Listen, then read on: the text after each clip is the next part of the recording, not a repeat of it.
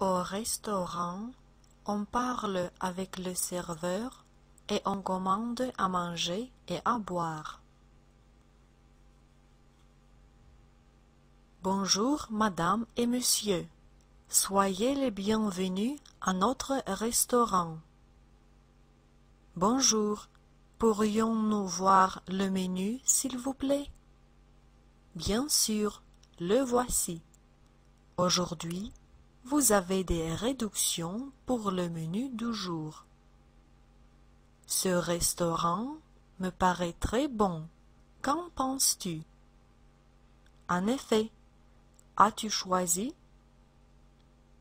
Oui, je prendrai un potage comme apéritif et un rôti bien cuit sans salade. Et vous, madame, vous avez fait votre choix? Donnez-moi une salade verte aux tomates avec de l'huile et une lasagne. Cela prendra beaucoup de temps? Environ 20 minutes. Qu'est-ce que vous voulez boire, madame, monsieur? De l'eau minérale, s'il vous plaît, et du vin blanc pour le monsieur, et une boîte de cola fraîche. Après 20 minutes. Bon appétit. Merci. C'est une soupe vraiment savoureuse. Tes pâtes, elles sont comment? Délicieuses et bien faites. Tu veux goûter?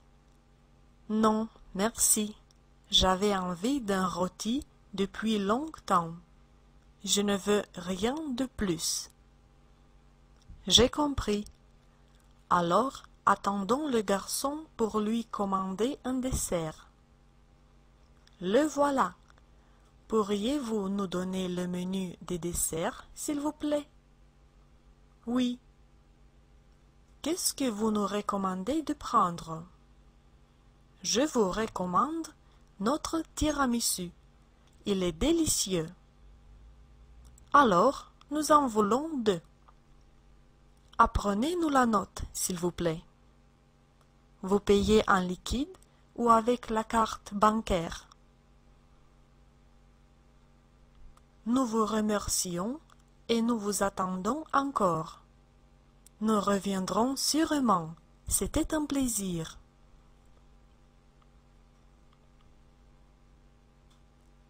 Veuillez parcourir les activités suivantes pour mieux comprendre ce dialogue, pour retenir les expressions et les mots nouveaux et pour pratiquer vos compétences en français. A. Répondez par vrai ou faux aux questions suivantes. 1. Marie et Georges vont ensemble au restaurant. 2. Ils y sont très contents du local choisi et de la cuisine.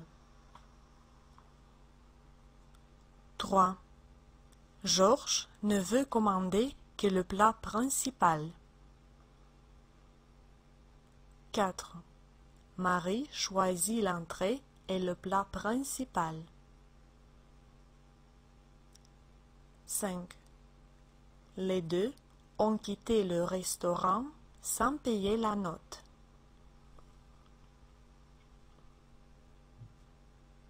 B. Formulez une invitation au restaurant à un ami ou à une petite amie à laquelle vous voudriez offrir une soirée spéciale.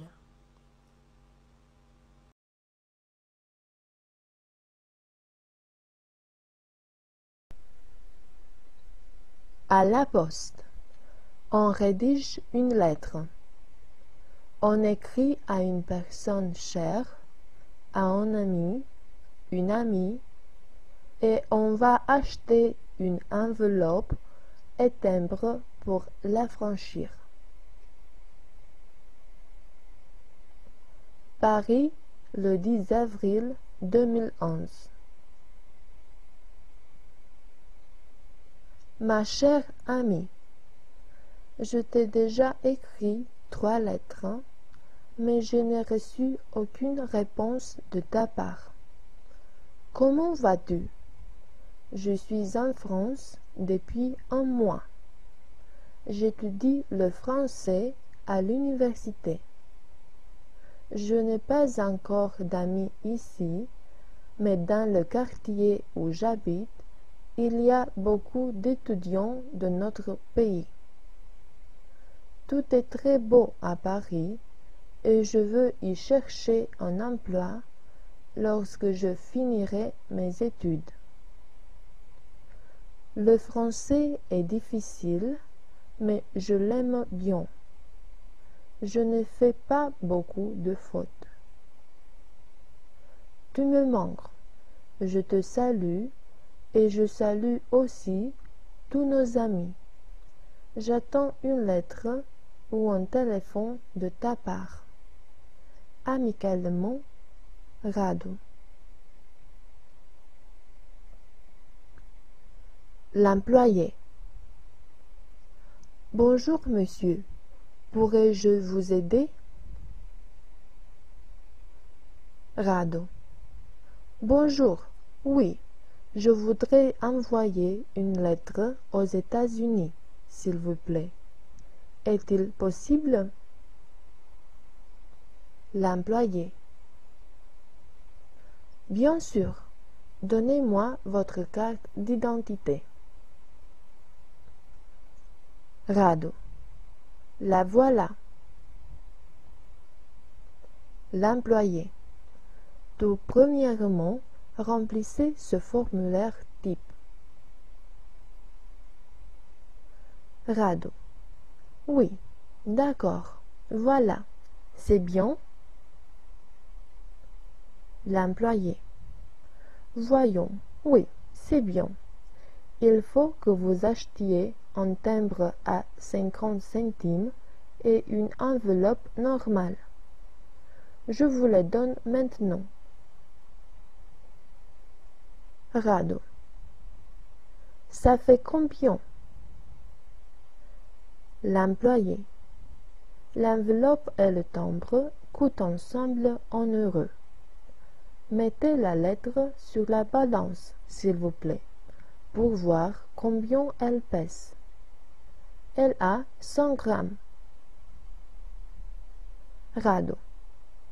Je vous dois combien pour affranchir la lettre? L'employé. Dites-moi, comment voulez-vous l'envoyer? Par avion ou en tarif normal? Rado. Par avion, s'il vous plaît. Quand arrivera-t-elle à destination? L'employé. Alors, vous devez payer 10 euros. La lettre arrivera en un jour. Rado. Merci beaucoup. Au revoir. L'employé. Au revoir.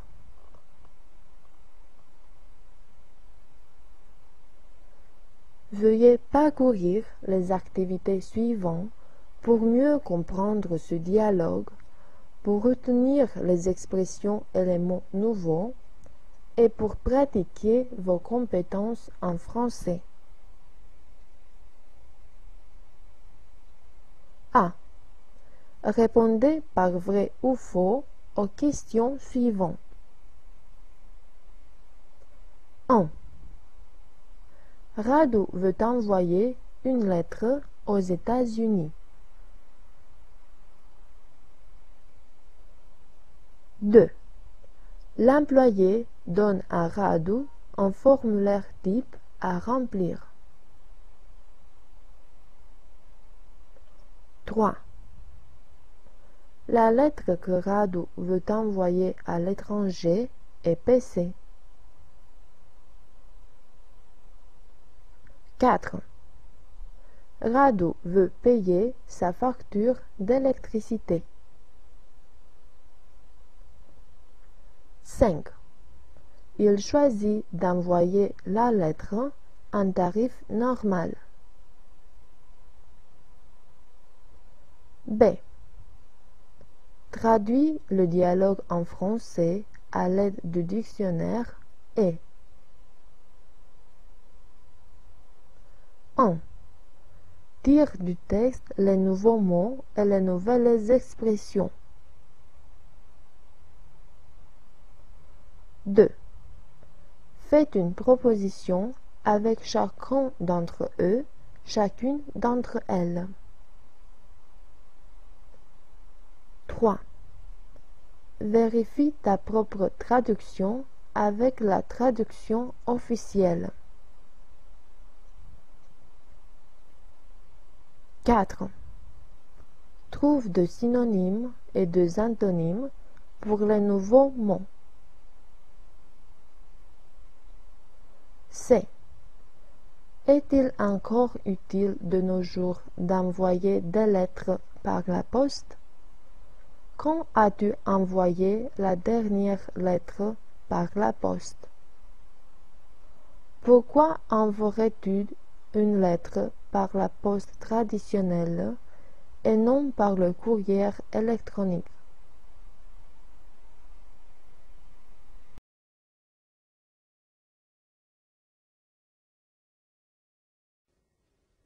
À l'hôtel, on demande des renseignements sur les chambres libres, les facilités, les services inclus et les tarifs.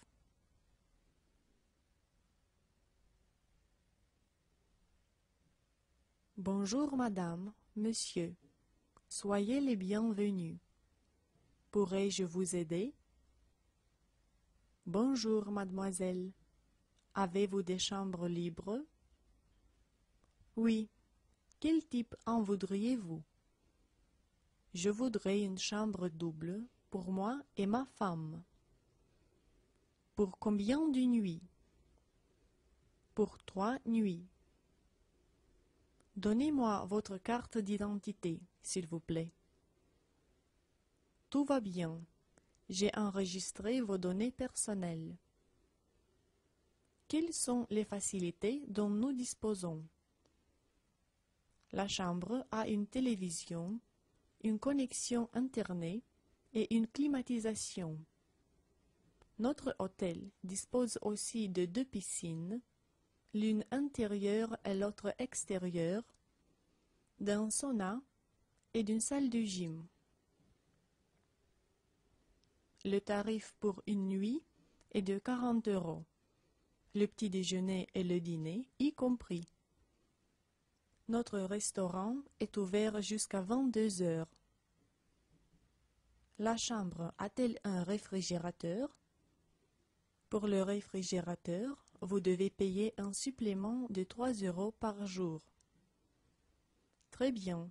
Pourrions-nous voir la chambre? Votre chambre se trouve au premier étage.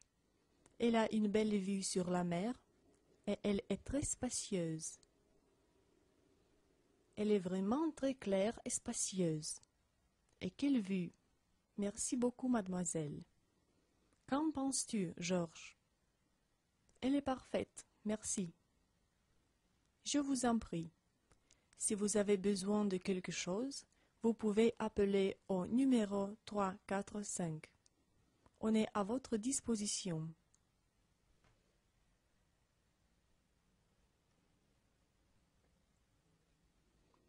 Veuillez parcourir les activités suivantes pour mieux comprendre ce dialogue, pour retenir les expressions et les mots nouveaux, et pour pratiquer vos compétences en français.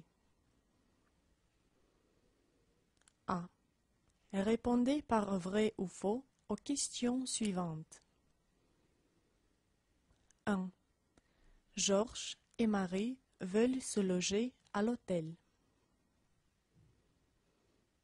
2. Ils choisissent une chambre single. 3. La réceptionniste leur dit que le déjeuner et le petit déjeuner sont inclus dans le tarif de la chambre. 4. La chambre qu'ils choisissent n'a aucune facilité. 5. Marie et Georges sont contents de leur chambre. B. Traduisez le dialogue en anglais à l'aide d'un dictionnaire et 1. Trouvez les mots inconnus et les nouvelles expressions. 2. Faites une proposition avec chacun d'entre eux, chacune d'entre elles. 3. Vérifiez votre propre traduction avec la traduction officielle. 4. Trouvez 2 synonymes et 2 antonymes pour les mots nouveaux. C.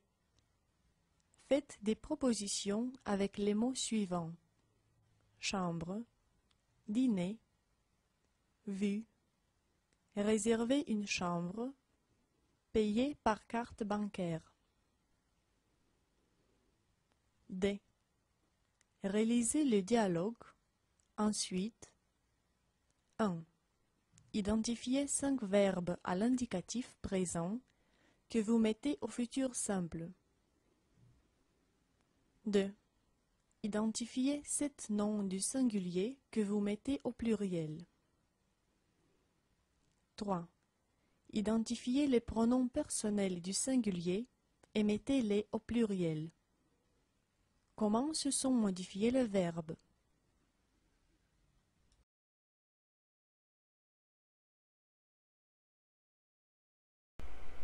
Au salon de coiffure. Arranger ses cheveux. La cliente. Bonjour, je voudrais une coupe. Êtes-vous disponible maintenant? La coiffeuse. Bonjour, bien sûr, assieds-toi. Tout d'abord, je te peignerai les cheveux parce qu'ils sont longs et se mêlent facilement. Comment veux-tu que je te coupe les cheveux? La cliente. Seulement quelques centimètres, pas trop. Je veux les laisser pousser. La coiffeuse. Très bien. La cliente. Et je voudrais aussi que vous me coupiez une frange, s'il vous plaît. La coiffeuse. Oui, bien sûr, c'est comme tu veux. 20 minutes plus tard. La coiffeuse. Tu es prête. Regarde-toi dans le miroir. La cliente. J'aime bien la coupe. Merci. Je vous dois combien? La coiffeuse. Ça fait 10 €. La cliente. Au revoir. La coiffeuse. À la prochaine fois. Veuillez parcourir les activités suivantes pour mieux comprendre ce dialogue, pour retenir les expressions et les mots nouveaux et pour pratiquer vos compétences en français. A. Lis le dialogue à haute voix. B. Conjugue le verbe payer à l'indicatif présent.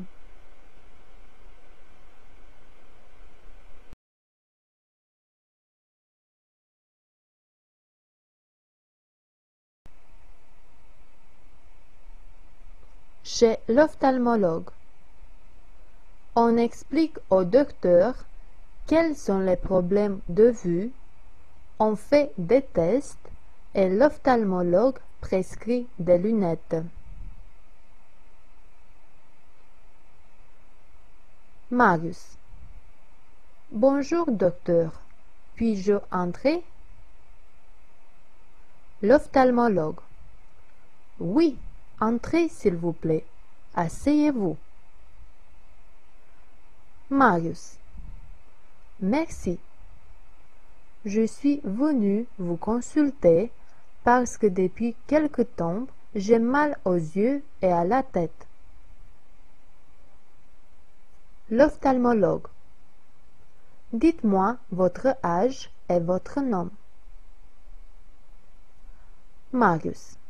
Je m'appelle Marius Visconti, j'ai 35 ans. L'ophtalmologue. Êtes-vous allé chez l'ophtalmologue jusqu'à présent? Marius. Non, c'est pour la première fois. L'ophtalmologue. Je vais vous faire un test de vue pour me rendre compte de votre problème et puis on va voir tout ce qu'on peut faire pour corriger l'acuité visuelle, si c'est le cas. Marius. Bien sûr. Que dois-je faire? L'ophtalmologue. Il faut que vous lisiez les lettres et les chiffres sur le tableau qui se trouve devant vous, de haut en bas. Marius. A, B, F, H, 5, 8, 9. L'ophtalmologue. C'est très bien jusqu'ici. Maintenant, fermez l'œil gauche et lisez avec le droit le deuxième tableau, s'il vous plaît. Marius. 5, 6, 9, G. L'ophtalmologue. Vous êtes sûr? Marius. Pas trop sûr, je ne vois pas très clairement. L'ophtalmologue. Maintenant, fermez l'œil droit et lisez avec le gauche la troisième ligne, s'il vous plaît. Marius. 6, 9, je ne vois plus, ce serait en 2 peut-être? L'ophtalmologue. Ça suffit, merci. Votre problème est la myopie. Il faut que vous portiez des lunettes en permanence. Je vous prescris une ordonnance pour lunettes. Vous avez moins 0,5 dioptrie pour les deux yeux. Elles ne sont pas grandes, mais les yeux ressentent l'effort que vous faites pour regarder et cela leur fait mal. Voilà votre ordonnance. Si vous ne portez pas de lunettes pour corriger ce vice de réfraction, votre problème de vue peut s'aggraver de plus en plus. Marius. Je vous remercie, docteur, et je vous souhaite une bonne journée. L'ophtalmologue. À vous aussi. Veuillez parcourir les activités suivantes pour mieux comprendre ce dialogue, pour retenir les expressions et les mots nouveaux et pour pratiquer vos compétences en français.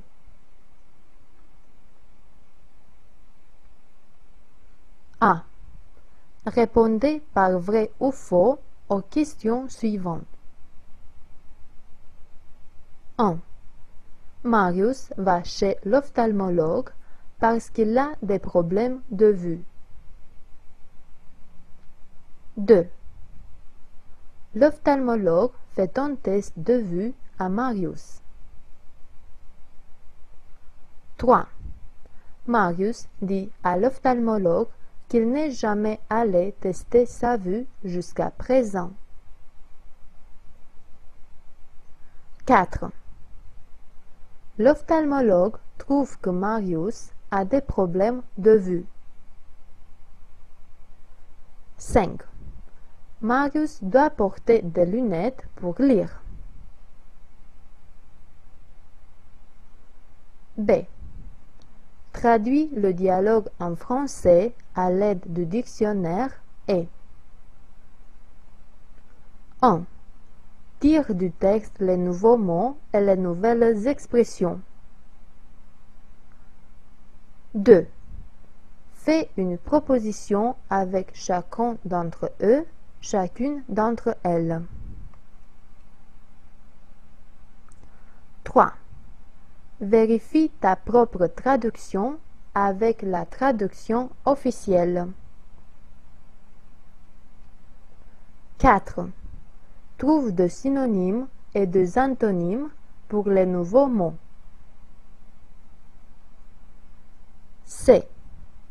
Relis le dialogue et 1. Identifie les articles définis et les articles indéfinis. 2. Mets les articles définis et indéfinis trouvés au singulier et au pluriel, masculin et féminin. D. Rédige une composition dans laquelle tu compareras les avantages et les inconvénients, les ressemblances et les différences entre les lentilles de contact et les lunettes de vue.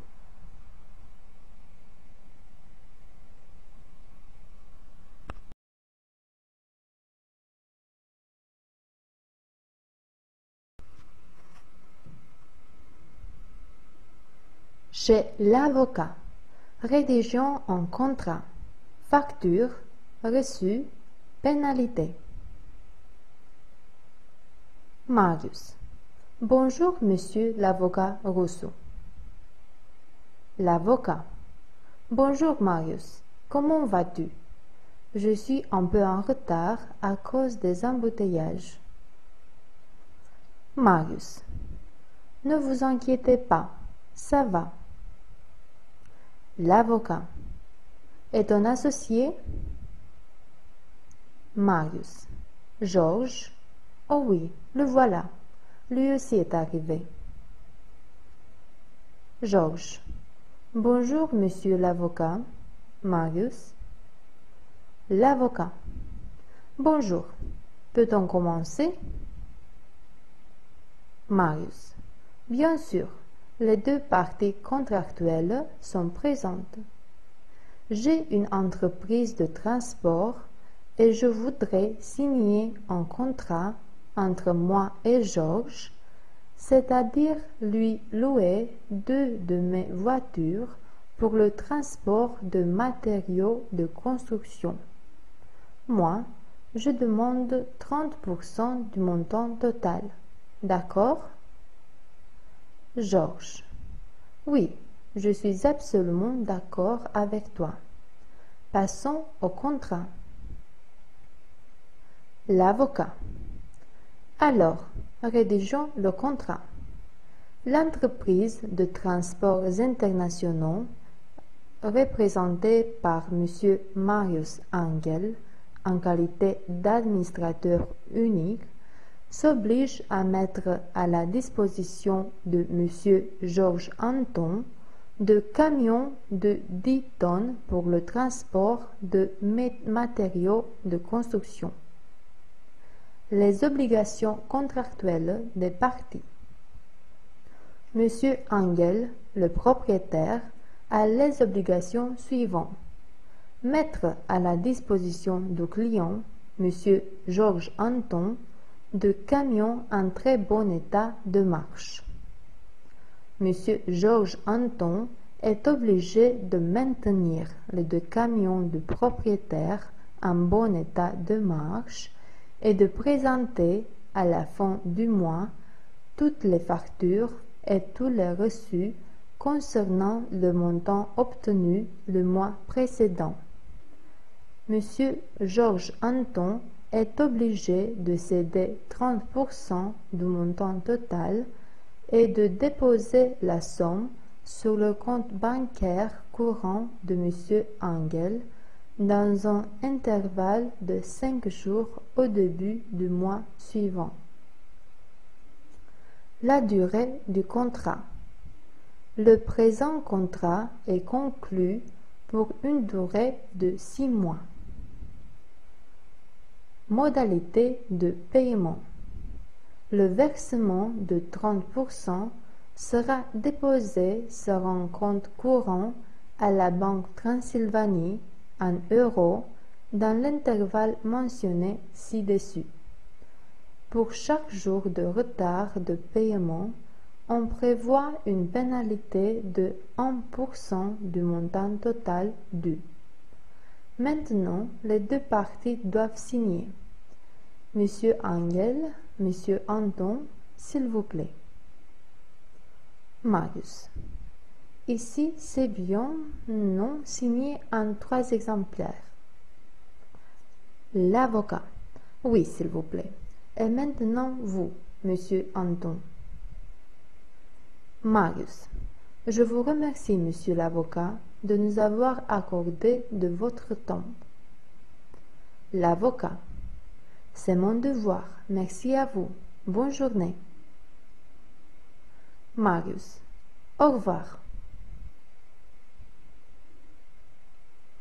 Veuillez parcourir les activités suivantes pour mieux comprendre ce dialogue, pour retenir les expressions éléments nouveaux et pour pratiquer vos compétences en français. 1. Traduis le dialogue en français à l'aide du dictionnaire et 1. Tire du texte les nouveaux mots et les nouvelles expressions. 2. Faites une proposition avec chacun d'entre eux, chacune d'entre elles. 3. Vérifie ta propre traduction avec la traduction officielle. 4. Trouve 2 synonymes et 2 antonymes pour les nouveaux mots. B.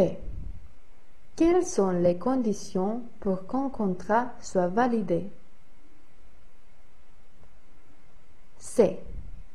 Quand vaut-il mieux de signer un contrat et non pas un gentleman's agreement ou un accord tacite? D. Cherche dans le dialogue des verbes à l'indicatif présent et mets-les au plus que parfait.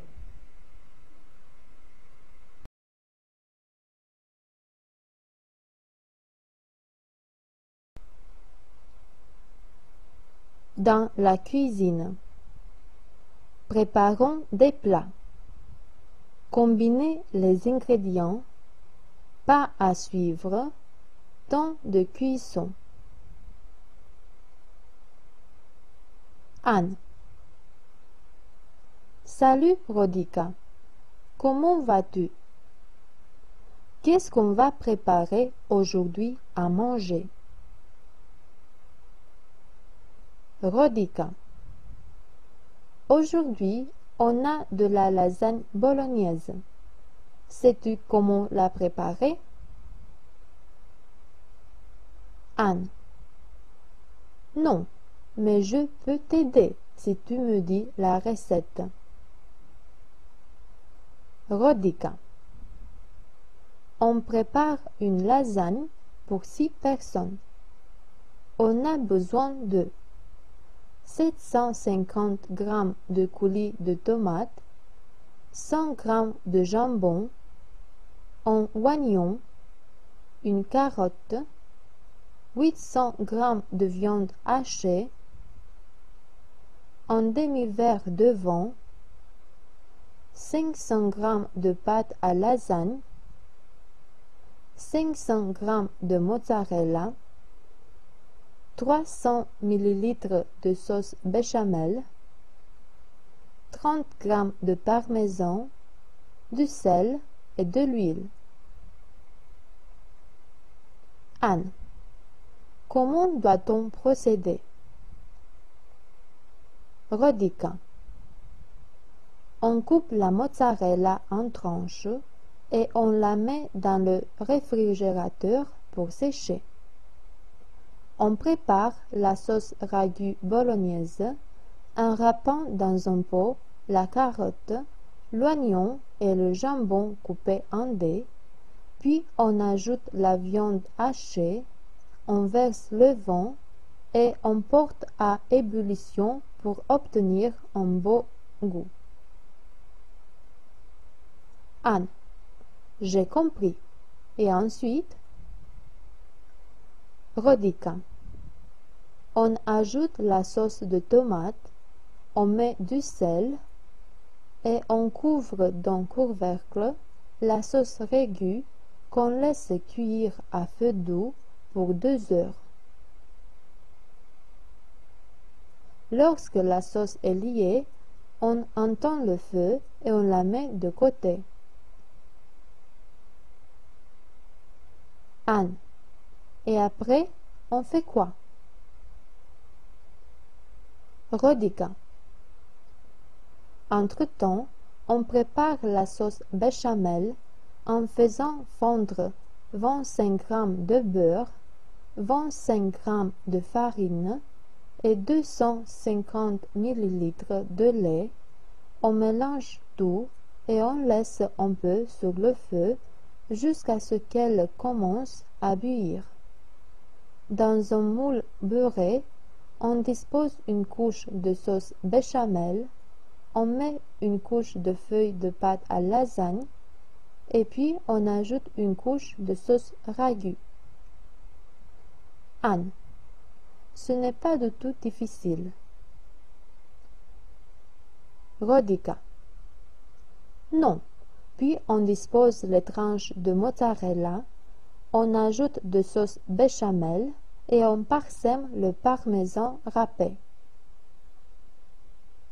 Anne. Et on met à nouveau une couche de feuilles de pâte à lasagne et on répète la même procédure. Rodica. Exactement.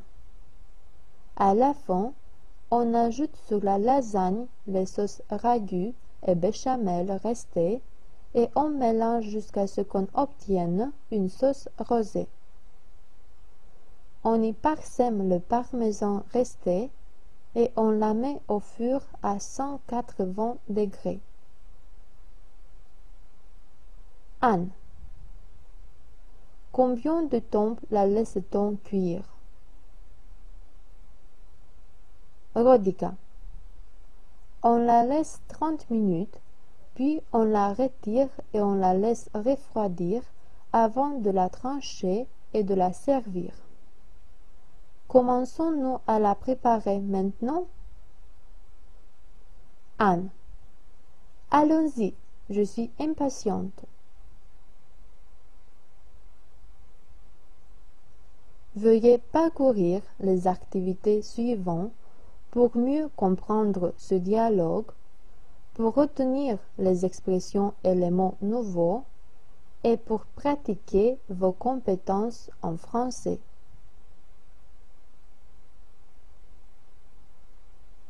A. Traduis le dialogue en français à l'aide du dictionnaire et 1. Tire du texte les nouveaux mots et les nouvelles expressions. 2. Faites une proposition avec chacun d'entre eux, chacune d'entre elles. 3. Vérifie ta propre traduction avec la traduction officielle. 4. Trouve des synonymes et des antonymes pour les nouveaux mots. B. Rédige une composition d'environ 8 lignes dans laquelle tu décriras la recette que tu aimes cuisiner. C. Identifie ces verbes du dialogue et mets-les au participe. D. Trouve 9 pronoms personnels au singulier et mets-les au pluriel. Quelles sont les modifications souffertes par les verbes? E. Compare les avantages et les inconvénients entre le fait de cuisiner chez toi et passer une commande à un traiteur.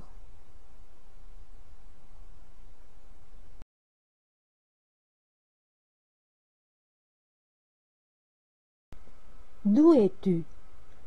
Discussion dans le couloir d'une école sur le pays d'origine et la nationalité.